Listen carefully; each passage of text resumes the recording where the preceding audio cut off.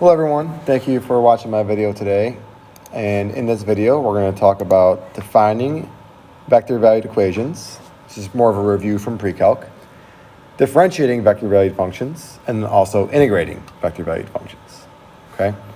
But the first half of this lesson here is what we're going to be talking about is going to be a lot of review from Precalc. So basically in this first slide here, we're just talking about what a vector is. Remember that a vector has both magnitude and direction, whereas a scalar just has magnitude. A vector has a starting point, which we call the initial point, and an ending point, which we call the terminal point. Okay, the length of that vector is called its magnitude, and we denote that as PQ, in this case PQ. Okay, but double bars around it is called the magnitude. Okay. We call each vector in a plane, and we write it with usually one lowercase letter or 2 points. And that's how we define a vector. Okay? Usually we use U, V, W as the basic 3 vectors. Okay, so example 1, let U be the directed line segment from those 2 points, and V be the directed line segment from those 2 points. Show that U and V are W. So to find U, let's talk about its slope, its direction. Okay, so its slope would be 2 minus 0 over 5 minus 0, which is 2/5. All right, and then the slope of V would be 5 minus 3 over 4 plus 1, which is 2/5. So both their slopes are the same. Now let's make sure that their lengths are the same. So distance formula or Pythagorean theorem, depending on how you do this. 5 minus 0 squared plus 2 minus 0 squared, which is 25 plus 4, which is root 29. That's the magnitude of U. And then the magnitude of V is 4 minus negative 1 squared plus 5 minus 3 squared, which is 25 plus 4, or root 29, which is the magnitude of V. So both have the same slope, both have the same magnitude, and therefore they are equivalent. All right, next we're going to talk about component form. All right, so component form is basically how we want to write it as a vector. To go from one point to another, we want to talk about its component. Okay, so here we have just general talking about how to do that. There we go. So V is represented in component form by this. Okay, you do the x minus x, y minus y, and its magnitude, again, is called that with the distance formula. Okay, so for number 2, we're going to convert this into component form, and then it says also find a length. So component form for vector V is going to be 2 minus negative 6, comma, negative 1 minus 4. And I definitely just switched the x's and the y's. I'm sorry about that. Negative 1 minus 4, 2 minus negative 6. So that would give us negative 5, comma, 8. So, and this is not the magnitude, it's just V. So vector V is negative 5, comma, 8. Now its magnitude, okay, we're going to do negative 5 squared plus 8 squared. That's 25 plus 64, which is 89, so it's root 89, which is not reducible, so that's our magnitude. All right, so we have our vector in component form and its magnitude as asked. All right, next talking about operations. We have U and V. It says to add them. Okay, to add the vectors, we just draw U, and then we draw V at its tip. Try to do a better job than that. There we go. And then we connect the starting point to the actual ending point, and that right there is U plus V. All right, for U minus V, again, we start by drawing U. And then for V, we go the opposite direction. And if we draw that there, that right there would be U minus V. Some vector operations. If we want to multiply a vector by a number, we simply multiply its components by that number. If we want to add two vectors, we add its components. The opposite of a vector, we just multiply its components by -1. And if we want to subtract a vector, we just subtract two vectors' components. Okay? So for A, -1/2 of u, so we just multiply both of its components by -1/2. And there we have it. Okay, B is the magnitude of that. So we're taking the magnitude of this. So the magnitude of that would be equal to 3/2 squared plus -7/2 squared, which is 9/4 plus 49/4, or 58/4, which you can reduce to root 58/2. U plus V, we just add the components together, and that would be 2/8. Magnitude of U plus V, so just doing the magnitude of that, 2 squared plus 8 squared. 4 plus 64 is root 68, which we could reduce down to 2 root 17. V minus U, so subtracting V minus U would be 5 plus 3 and 1 minus 7. Okay, magnitude of U minus V. So first of all, U minus V would be -3 minus 5 and 7 minus 1. So that's U minus V. The magnitude of that would be -8 squared plus 6 squared, which is 64 plus 36, or 100, which is 10. 3u minus 4v. So 3u would be -921 minus 4v, which would be 24. That would be -2917.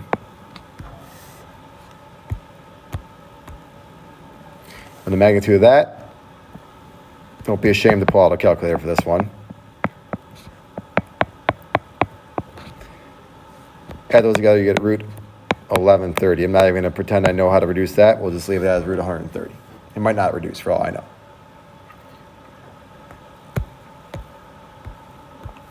Unit vectors. This is a very important topic in Precalc.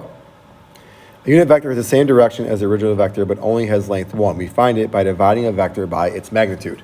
All right, so find the unit vector and show it as length 1.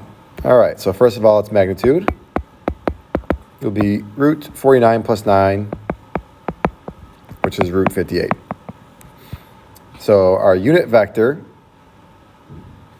for this one here, we'll call it u, is going to be 7 over root 58, -3 over root 58.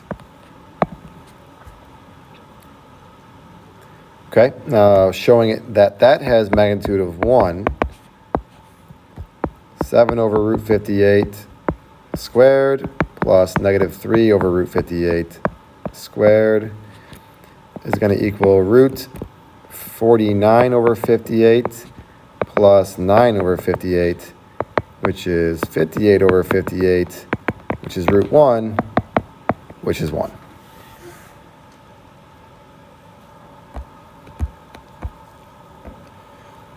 All right, the unit vectors 1, 0, and 0, 1 are called the standard unit vectors and are denoted by I, 1, 0, and J, 0, 1. These vectors can be used to represent any vector in any form, v1i plus v2j. We call that a linear combination of I and j. The scalars v1 and v2 are called the components of v. All right, so let u be the vector with initial point and terminal point, and let v equal 3i minus 2j. Write the following as a linear combination of I and j. All right, so for u, first let's find it in vector form here. So -5 minus -3, comma, 2 minus 7, and be -2, -5. So we can write our answer like that. As a linear combination. Okay? W is 4u minus 5v. So that would be negative 8i minus 20j plus negative 15i plus 10j. And that would equal negative 23i minus 10j.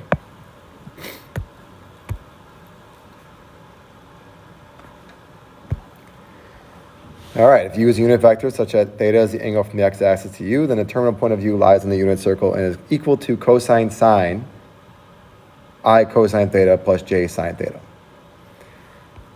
If v is any other vector such that theta is the angle from the x-axis to v, then v equals magnitude v I cosine theta plus magnitude v j sine theta. So it's just writing it in component form, basically converting it from what we were going to talk about later in this chapter, polar form, into rectangular form. All right, so v is going to equal 6 cosine 60i plus 6 sine 60j. It's 6 times 1/2 I plus 6 times root 3 over 2 j. So that would be 3i plus 3 root 3 j.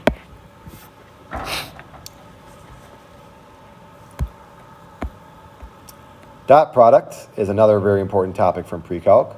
Multiplying two vectors is different from adding or subtracting the vectors. When we add or subtract vectors, we get another vector. When we multiply two vectors, we get a scalar. The dot product of two vectors, u and v, is given by u dot v, u1 v1 plus u2 v2. All right, so u dot v is going to be 2 times 5 plus negative 2 times 8. 10 minus 16, or negative 6. U dot 2v is going to be 2 times 10 plus negative 2 times 16, which is 20 minus 32, or negative 12. U squared, which is also just u dot u, is going to be 2 times 2 plus negative 2 times negative 2, which is 4 plus 4, or 8. And then u dot v squared, which is u dot v dot v. Okay, so that's going to be u dot v dot v is 5 times 5 plus 8 times 8, which is 25 plus 64, which is 89. So that's u times 89. And then 89 times u would give us, let's see here. 89 times 2 is 178. 89 times negative 2 is negative 178.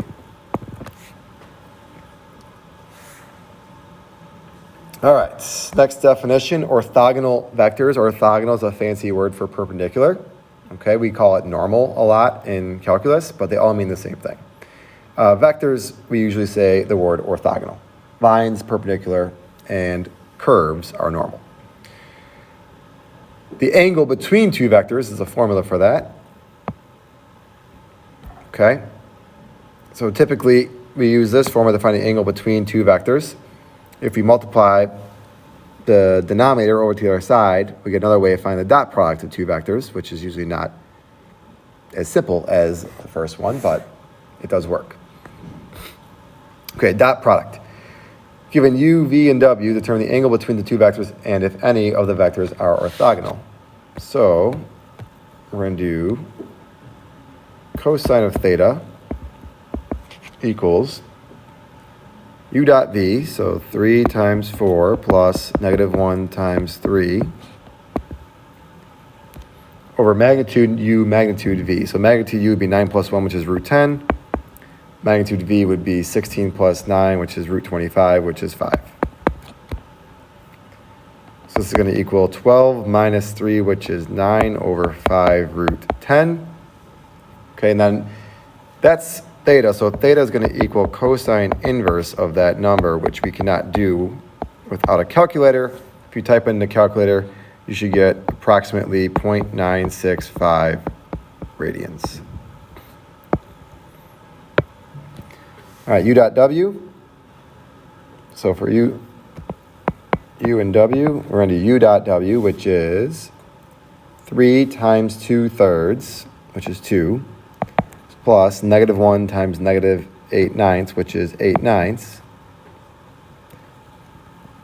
over magnitude u, which is 9 plus 1, 10, root 10, times magnitude of w, which is 4/9 plus 64 over 81, which is 36 over 81 plus 64 over 81, which is 100 over 81. All right, so simplifying that, let's see, we get 18/9 plus 8/9, that's 26/9 over, this is 10/9, so 10/9 root 10, which can simplify down to 26 over 10 root 10, or 13 over 5 root 10. So then theta would be cosine inverse 13 over 5 root 10. And if we type that in our calculator, we get approximately 0.605 radians.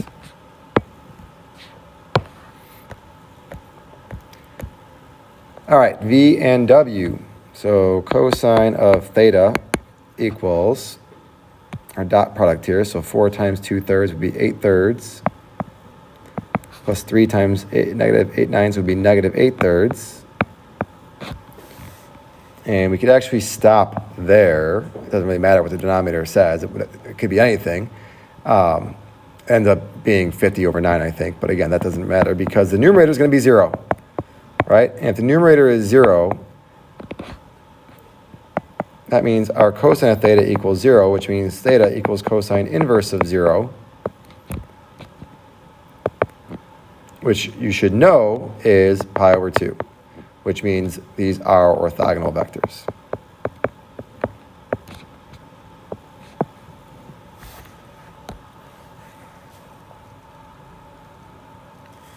All right, moving on here. Previously in this unit, we defined a plane curve. We now define a new type of function called a vector-valued function, which is basically just a vector with 2 functions as its components. Okay? The domain of a vector-valued function is a set of all t for which both functions are defined. So if we want to find the domain of this, we got to find the domain of both of these functions. So the first one has to be greater than or equal to 0. So t has to be greater than or equal to -1. So our domain would be -1 to infinity. The second one, we know that what's inside our log has to be greater than 0. So t has to be less than 4. So we need numbers that are bigger than -1 but less than -4. So our final answer is -1 to 4. Second one, e to the negative t, that's all real numbers. There's nothing that we can't put in there. The sine inverse of t, so the sine inverse of t, our domain of that is going to be -1 to 1. Our range would be -pi over 2 to pi over 2. So that means that's our domain.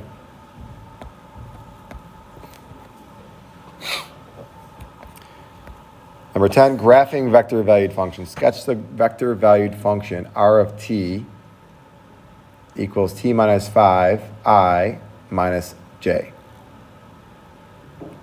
Okay, so we are going to do t minus 5 I minus j. That's just going to be a line starting here and going off in this direction here, because we're going down 1. All right, it doesn't start there. It goes on forever because our domain's going to be all real numbers for this one. So no matter, we can put any t we want in for this function here, which means if you subtract 5, it's going to go on forever. But j is always going to be -1. So that's why it's always at -1 there. Number 11, sketch the vector valued function r of t, 4 cosine t I minus 2 sine t j. You can kind of see this is actually just going to end up being an ellipse. If you start putting numbers in there that you can get back, it's going to be an ellipse on the x-axis that goes out to 4, and the y-axis goes out to 2. So it looks something like that.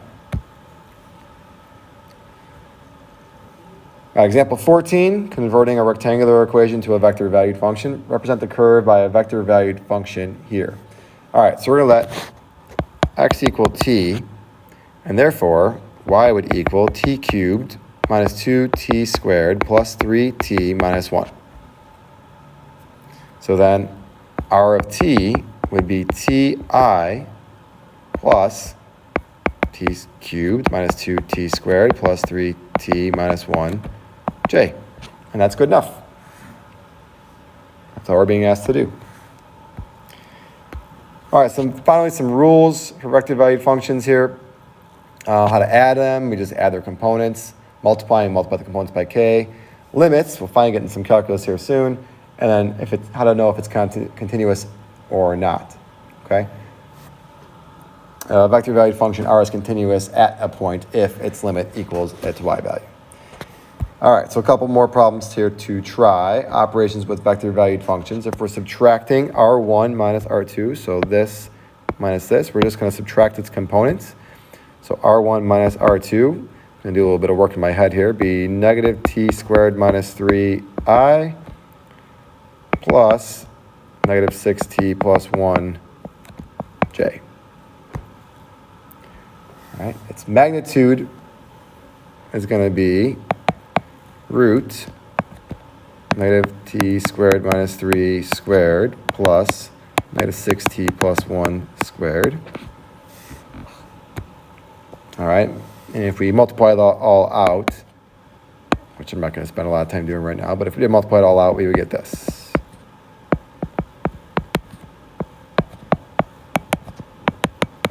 And that's the best we can do with that. Okay, r1 divided by its magnitude. All right, the magnitude of r1. So the magnitude of r1 here is just going to be root t squared squared, or t to the fourth, minus 4t minus, or sorry, plus 4t minus 1 squared. I'm sorry. This is minus and plus. There we go. You got to strip that negative sign in there. All right, so that's just going to be t squared I minus 4t minus 1j over this magnitude. I guess we could simplify it a little bit here. So t to the fourth plus 16t squared minus 8t plus 1.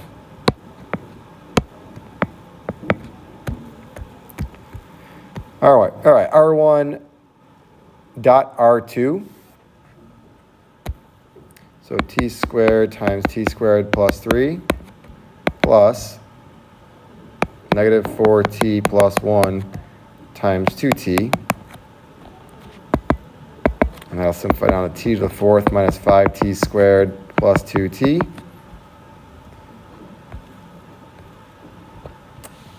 R1 of t times h of t.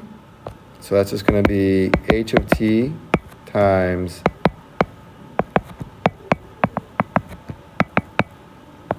that. You can simplify that down to ti minus 4 minus 1 over t j. And that last parenthesis there. All right, last one here. R2t squared h of t. So h of t times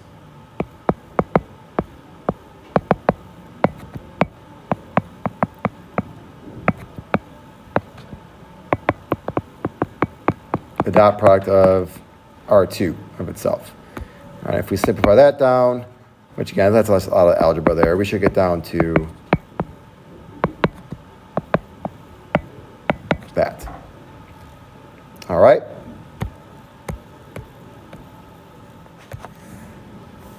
We're going to stop this video here for today. That's a lot of pre-calculus work we just did. And we'll continue the notes here on a new video with all the calculus that we'll need to know. All right, so we'll see you again for the next part of this video soon. Thank you.